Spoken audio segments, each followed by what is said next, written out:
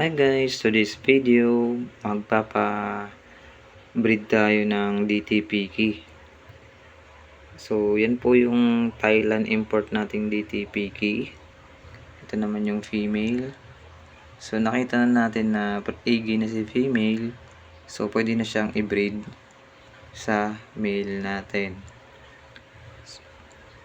So kapag nag-breed kayo guys, kailangan po may talisay leaves para hindi mawala yung habitat nila.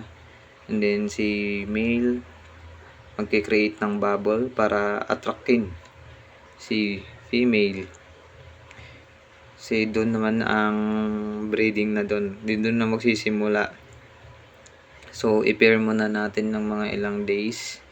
1 to 2-3 days maggagawa ng bubble si male. And then kapag nagustuhan ni female yung bubble niya, so magpapa-breed na siya dun sa male natin. After nun, kailangan din natin kunin si female pag nag-hatch na siya ng eggs. Kasi possible kasi guys na kakainin ni female yung mga eggs. So yan po. Pag may mga katanungan kayo, comment nyo lang. Sasagutin ko yung mga tanong ninyo. So, ito po yung Thailand import